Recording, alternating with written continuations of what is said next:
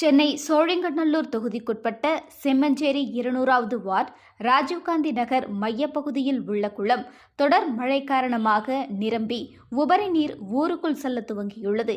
இதனை தடுத்து மக்களுக்கு பாதிப்பு ஏற்படாத வகையில் ஜேசிபி இயந்திரம் மூலம் கால்வாய் அமைத்து குளத்தில் இருந்து வெளியேறும் உபரி நீரை குடியிருப்புக்குள் புகாதவாறு பக்கிங்காம் கால்வாய்க்கு திருப்பிவிடும் பணியை செம்மஞ்சேரி கவுன்சிலர் முருகேசன், வட்ட திமுக செயலாளர் நாகராஜ், மத்திய பகுதி பொருளாளர் டி ரவி, சென்னை மாநகராட்சி ஊழியர்கள் மூலம் இணைந்து செய்து வருகின்றனர். செம்மஞ்சேரியில் உள்ள ராஜீவ்காந்தி நகர் இயல்பாகவே தாழ்வான பகுதி என்பதால் பருவமழை காலங்களில் இப்பகுதியில் குடியிருப்புக்குள் மழைநீர் செல்வது இயல்பாக இருந்து வந்தது. ஆனால் இந்த ஆண்டு பெருமழைக்கு முன்பே தற்காலிக கால்வாய் அமைத்து மழைநீரை பக்கிங்காம் கால்வாய்க்கு நேரடியாக திருப்பிவிடும் பணி நடைபெற்று வருகிறது.